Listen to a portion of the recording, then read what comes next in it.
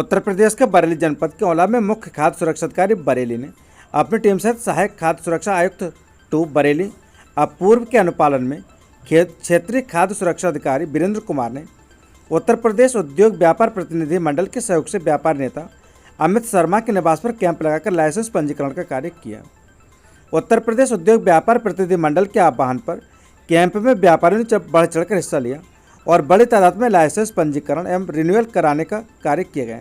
Camp के भौतिक निरीक्षक के रूप में मुख्य खाद्य सुरक्षा अधिकारी वीरेंद्र द्विवेदी एवं अन्य खाद्य सुरक्षा अधिकारी सुशील कुमार, विनय कुमार, करण सिंह एवं व्यापार मंडल के विजय गुप्ता, सुनील गुप्ता, मस्कूर खान, अमित शर्मा आदि व्यापारी नेता मौजूद रहे। खाद्य सुरक्षा अधिकारी वीरेंद्र सिंह ने कहा कि अगर चेकिंग में व्यापारी बिना लाइसेंस के खाद्य सामग्री बेचता पकड़ा जाता तो उसके खिलाफ दंडात्मक कार्रवाई की जाएगी।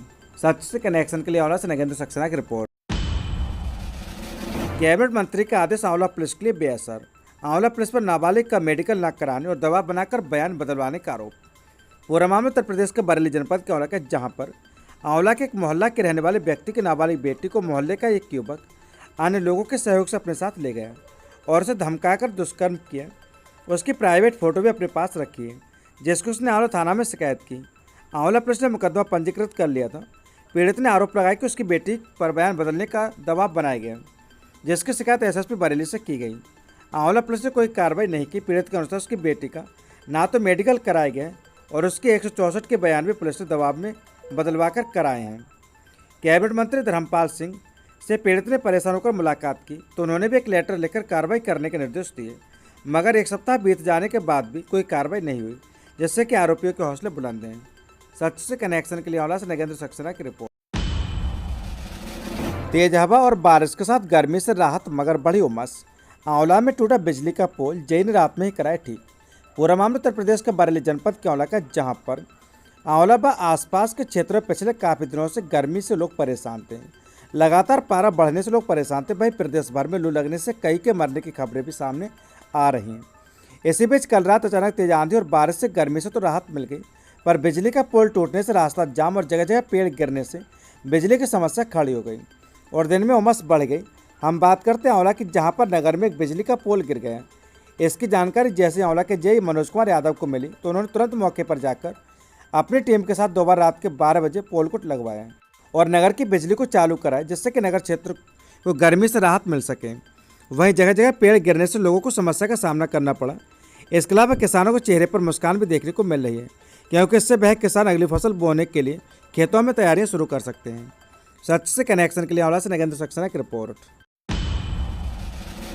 2 ट्रकों की आमने सामने की टक्कर, 2 घायल। पूरा मामला उत्तर प्रदेश के बरेली जनपद के औला का, जहां पर आंवला के निकट रेवती स्टेशन मोड़ के पास 2 ट्रकों के आमने सामने की टक्कर हो गई, जिसमें दोनों गंभीर रूप से घायल हो गए। इनमें दिलबाग सिंह पुत्र बहार सिंह निवासी खुटार जिला शाहजहाँपुर तथा बाबूराम पुत्र चंद्रकेश निवासी बहजू जिला संभल के हैं। दिलबाग सिंह ने बताया कि वह काशीपुर से बजरी भरकर दांतगंज जा रहा था, जबकि दूसरा सड़क डालने की बजरी खाली कर आ रहा था। गंभीर स्थिति को देखते हुए दोनों को बरेली रेफर किया गया था। सच से कनेक्शन के लिए आंवला से नगेंद्र सक्सेना की रिपोर्ट। मनोना धाम में दुकानदार के साथ मारपीट, शिकायत। आंवला पुलिस ने 2 नामजद व 2 अज्ञात पर किया मुकदमा दर्ज। पूरा मामला उत्तर प्रदेश के बरेली जनपद के औला का, जहां पर पीलीभीत के जहानाबाद के एक गांव का दुष्यंत कुमार मनोना धाम मंदिर परिसर में दुकान चलाता है और उसे अपना छोटा हाथी एक झूले के बराबर में खड़ा कर दिया था। इतने पर झूले का मालिक उसे गाली गलौज करने लगा। विरोध करने पर उसने मनोना गांव से अपने अन्य साथियों को बुला लिया और उसके साथ मारपीट की। उसने आरोपियों पर कड़ी कार्रवाई की मांग करते हुए प्रार्थना पत्र सौंपा है, जिस पर आंवला पुलिस ने कार्रवाई करते हुए 2 नामजद व 2 अज्ञात पर मुकदमा दर्ज कर लिया है। कोतवाल वीरेश कुमार कहने का मुकदमा पंजीकृत किया जा चुका है, जांच कर विधिक कार्रवाई की जाएगी। सच से कनेक्शन के लिए आंवला से नगेंद्र सक्सेना की रिपोर्ट।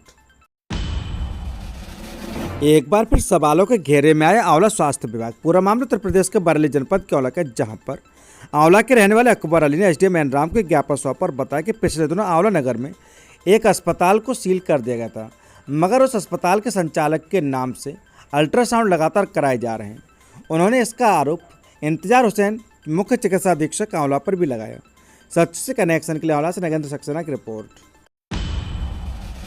दलपतपुर के प्राचीन ब्रह्मदेव स्थान पर रामायण पाठ के बाद हुआ विशाल भंडारे का आयोजन। पूरा मामला उत्तर प्रदेश का बरेली जनपद के देवरन्य क्षेत्र का है, जहां पर ब्लॉक भोजीपुरा क्षेत्र की ग्राम पंचायत दलपतपुर में प्राचीन ब्रह्मदेव पर रामायण पाठ के बाद हवन पूजन का हुआ समापन और उसका विशाल भंडारे का आयोजन किया गया।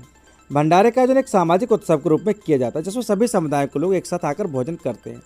ये समाज की एकता, सहयोग और सामर्थ्य सहयोग को बढ़ावा देता है। सामाजिक समर्थन, प्रेम और सहयोग का एहसास कराने के साथ साथ ये अपने समुदाय के सदस्यों को एक दूसरे के साथ अधिक जुड़ने का माध्यम भी प्रदान करता है। आर्थिक रूप से संपन्न लोग गरीबों के लिए लंगर या भंडारे का आयोजन करते हैं, जिससे उनको एक समय का खाना आसानी से मिल सके। सनातन धर्म में कहा गया है कि भूखे को खाना खिलाने से बड़ा कोई पुण्य नहीं है। इसी पुण्य की प्राप्ति या फिर किसी मनोकामना की पूर्ति होती है। भगवान का धन्यवाद करते हुए भंडारे का आयोजन किया गया है। भंडारे में बरेली लोकसभा के निर्वाचन सांसद छत्रपाल गंगवार के साथ अन्य भाजपा नेताओं और अखिल भारतीय गौरक्षा के प्रदेश मीडिया प्रभारी हरीश कुमार गंगवार ने भंडारे में पहुंचकर सहयोग कर प्रसाद ग्रहण किया। बाबा निर्मल दास के नेतृत्व में किया गया भंडारे में गांव के सहयोगी कमलजीत सिंह, जयवीर गंगवार, मुकेश कुमार गंगवार, भगवान दास, मास्टर सूरजपाल, रामपाल गंगवार, चेतराम गंगवार, प्यारेलाल उर्फ नन्हे, भूपराम, डॉक्टर लखपत सिंह, मोहनलाल, छत्रपाल, लालता प्रसाद, धर्मेंद्र सिंह, देवारीलाल, जमुना प्रसाद, देवपाल, भाजपा बूथ अध्यक्ष रामपाल शर्मा, श्री प्रकाश त्रिवेणी, पंडित मास्टर रामोतर व अन्य लोगों का योगदान रहा। सच से कनेक्शन के लिए bureau report Harish Gangwar, Deoraniya. Motorcycle के आपस में भिड़ंत युवक की मौत। पूरा मामला उत्तर प्रदेश के बरेली जनपद के देवरनिया क्षेत्र का, जहां पर कोतवाली क्षेत्र के सेमीखेड़ा के पास हिंदुस्तान पेट्रोलियम पंप के सामने नैनीताल रोड पर थाना भोजीपुरा क्षेत्र के गांव मिलक कलारा निवासी पुष्पेंद्र की एक मोटरसाइकिल को सामने से आ रही एक मोटरसाइकिल ने टक्कर मार दी, जिस पर मोटरसाइकिल सवार की टक्कर से मोटरसाइकिल क्षतिग्रस्त हो गई और पुष्पेंद्र की मौके पर ही मौत हो गई। पुष्पेंद्र पुत्र शंकरलाल उम्र 29 वर्ष निवासी ग्राम मिलक कलारा थाना भोजीपुरा अपने होम्योपैथिक की दुकान गुना हट्टू से मरीज को दवा देकर घर वापस आ रहा था। दूसरा मोटरसाइकिल चालक मोटरसाइकिल को तेज गति से उल्टी दिशा में आ रहा था। दूसरा मोटरसाइकिल वाला मिलक करणपुर का रहने वाला है। युवक की मौत की सूचना पर ग्रामीणों की भीड़ जुट गई और मौका पाते दूसरा मोटरसाइकिल चालक मौके से फरार हो गया। सूचना मिलते ही देवरनिया इंस्पेक्टर देवेंद्र सिंह धामा माई फोर्स मौके पर पहुंचे और उन्होंने सबको कब्जे में लेकर पंचनामा की कार्रवाई के बाद पोस्टमार्टम को भेज दिया। मृतक के पिता ने बताया कि पुष्पेंद्र की शादी 2 वर्ष पहले हुई थी। उसका 1.5 माह का बच्चा है। पत्नी का रो रो कर बुरा हाल है। गाँव में सन्नाटा पसरा हुआ है। सच से कनेक्शन के लिए ब्यूरो रिपोर्ट हरीश गंगवार, देवरनिया। जिलाधिकारी की अध्यक्षता में किसान दिवस संपन्न। पूरा मामला उत्तर प्रदेश के बरेली का, जहां पर विकास भवन सभागार में जिलाधिकारी रविंद्र कुमार की अध्यक्षता में किसान दिवस आयोजित किया गया। जिलाधिकारी ने किसानों की समस्याओं को उनका समय से गुणवत्तापूर्ण निस्तारण करने के निर्देश दिए। वहीं जिलाधिकारी ने किसानों की समस्या पर बोलते हुए निस्तारण के बारे में समीक्षा कर आवश्यक दिशा निर्देश दिए। किसान दिवस में किसानों ने जिलाधिकारी के समक्ष गन्ना मूल्य, भुगतान व तौल आदि से संबंधित शिकायतों को रखा, जिस पर जिलाधिकारी ने नवाबगंज केसर शुगर मिल के जीएम को बुलाकर बात करने, गन्ना किसानों की समस्याओं से प्रमुख सचिव गन्ना को अवगत कराने को पत्र लिखने के निर्देश दिए। जिले में हर घर जल योजना के अंतर्गत जल निगम के द्वारा बनाई गई टंकियों द्वारा पानी की सप्लाई न मिलने व सड़कों का दुरुस्तीकरण का कार्य नहीं कराए जाने की शिकायत की गई। जिलाधिकारी ने मुख्य विकास अधिकारी सीडीओ को मामले को दिखवाने तथा कार्यदायी संस्था द्वारा जिन गांवों में कार्य पूर्ण हो चुका है उसकी उपलब्ध कराई गई सूची को किसानों को भी उपलब्ध कराते हुए वास्तविकता को परखने के निर्देश दिए। इस बैठक में सीडीओ जगप्रवेश, अपर जिलाधिकारी प्रशासन दिनेश, विद्युत विभाग, सिंचाई विभाग, उद्यान विभाग, नलकूप विभाग, गन्ना विभाग, जनपद के प्रगतिशील कृषक सहित संबंधित अधिकारी मौजूद रहे। सड़कों के दुरुस्तीकरण नहीं हुई तो होगी कार्रवाई। बैठक में जिलाधिकारी रविंद्र कुमार ने कहा कि यदि सूची में दिए गए ग्राम में रोड रिपेयर नहीं हुई है तो संबंधित के खिलाफ कड़ी कार्रवाई की जाएगी। किसान दिवस में बहेड़ी के किसानों ने बताया कि उनके यहाँ के किसान साठा धान लगाने से वहाँ का वाटर लेवल कम होता जा रहा है, जिस पर उपनिदेशक कृषि अभिनंदन सिंह ने बताया कि ये समस्या कई बार उठी और शासन के संज्ञान में भी है। जल्द इस सब पर कोई नियमावली शासन द्वारा जारी की जाएगी। सच से कनेक्शन के लिए ब्यूरो रिपोर्ट हरीश गंगवार, देवरनिया। उत्तर प्रदेश के मुरादाबाद जनपद क्षेत्र में मनोरंजन सदन मुरादाबाद में रेल परिवार के बच्चों के उज्जवल भविष्य के लिए सही मार्गदर्शन हेतु कर्मचारी हित निधि मुरादाबाद मंडल द्वारा कैरियर काउंसलिंग का आयोजन किया गया। पूरा मामला उत्तर प्रदेश के मुरादाबाद का, जहां पर मनोरंजन सदन मुरादाबाद में रेल परिवार के बच्चों के उज्जवल भविष्य के सही मार्गदर्शन हेतु कर्मचारी हित निधि मुरादाबाद मंडल द्वारा कैरियर काउंसलिंग का आयोजन किया गया। कार्यक्रम का संचालन मुख्य हित निरीक्षक संजय माथुर ने किया। कार्यक्रम में वरिष्ठ कार्मिक अधिकारी अजय सोयल, मंडल कार्मिक अधिकारी विजेंद्र कुमार तथा मंडल के अन्य अधिकारीगण एवं कैरियर एक्सपर्ट की टीम, मुख्य हित निरीक्षक वीरेंद्र कुमार, जेपी सिंह, राकेश बलोदी तथा रेल परिवार के लगभग 150 बच्चे उपस्थित रहे। कार्यक्रम में मुख्य अतिथि के रूप में मंडल रेल प्रबंधक राजकुमार सिंह उपस्थित रहे। मंडल में कर्मचारी हित निधि मुरादाबाद मंडल द्वारा 3 चरणों में कैरियर काउंसलिंग का आयोजन किया गया। प्रथम चरण में दिनांक 7/6/2024 को हरिद्वार में आयोजन किए गए, जिसमें 72 कर्मचारियों के बच्चों ने भाग लिया। द्वितीय चरण में दिनांक 12/6/2024 को बरेली में कैरियर काउंसलिंग का आयोजन किया गया, जिसमें 102 बच्चों ने भाग लिया। वहीं तृतीय चरण में मुरादाबाद के मनोरंजन सदन में कैरियर काउंसलिंग का आयोजन किया गया, जिसमें लगभग 150 कर्मचारियों के बच्चों ने भाग लिया। जो बच्चे टेक्निकल कोर्स में चयनित होते हैं उनको 18,000 रुपये प्रतिवर्ष छात्रवृत्ति के रूप में कर्मचारी हित निधि मुरादाबाद मंडल SBF MB डिवीजन द्वारा कार्मिक विभाग के माध्यम से प्रदान की जाती है। कर्मचारी हित निधि मुरादाबाद मंडल SBF द्वारा समय समय पर दार्शनिक स्थलों पर चिल्ड्रन एजुकेशन कैंप का आयोजन किया जाता है। वहीं मनोरंजन सदन मुरादाबाद की कार्यशाला में साइकोमेट्रिक टेस्ट, प्रश्नोत्तरी तथा बच्चों के कैरियर चुनने के लिए काउंसलिंग की गई। सच से कनेक्शन के लिए ब्यूरो रिपोर्ट, विशाल सक्सेना, मुरादाबाद। आज के डेट में पेरेंट्स के ऊपर 3 सबसे बड़े दबाव होते हैं, कहाँ एडमिशन कराएं, किस कोर्स में एडमिशन कराएं और उसकी लॉजिस्टिक अरेंजमेंट क्या होती है। तो अधिकतर केस में सारे पेरेंट्स ये चाहते हैं कि बच्चे ऐसी जगहों पे पढ़ें जहाँ पे अच्छा एनवायरनमेंट हो, आगे वो और अच्छा करे और अपनी ज़िंदगी में सफल हो। ये कैरियर काउंसलिंग की ज़रूरत क्यों पड़ रही है? कैरियर काउंसलिंग की ज़रूरत पड़ने के 3-4 मुख्य कारण हैं। हमारे टाइम में मुझे साहित्य में बहुत रुचि थी, लेकिन बोला गया कि भाई साहित्य में अगर आप बहुत रुचि रखेंगे तो आपका कैरियर बहुत अच्छा नहीं बनेगा, तो हमने उसको छोड़ के मैथ्स और साइंस का कैरियर ले लिया। लेकिन आज की डेट में जो सबसे अच्छी बातें हैं कुछ, और जो इस कैरियर काउंसलिंग के लिए मूल शोध भी है कि एक तो आपके पास कई सारे ऑप्शन हैं। अगर आज की डेट में किसी को साइंस में रुचि नहीं है तो आर्ट्स के सब्जेक्ट्स में भी वो काफ़ी आगे बढ़ सकता है, कॉमर्स लेके भी काफ़ी आगे बढ़ सकता है। तो एक तो बहुत सारी चॉइसेस हैं।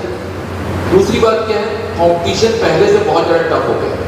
आप सभी पेरेंट्स और बच्चे रियलाइज करते होंगे कि हमारे टाइम मतलब मुझे याद है जब मैंने जेई का एग्ज़ाम किया था, उस समय पूरे ऑल इंडिया लेवल पे जेई में सिर्फ 1800 सीटें होती थी। आज की डेट में वो संख्या हजारों में, परंतु कंपटीशन भी लगभग उससे काफ़ी तेज गति से बढ़ा है।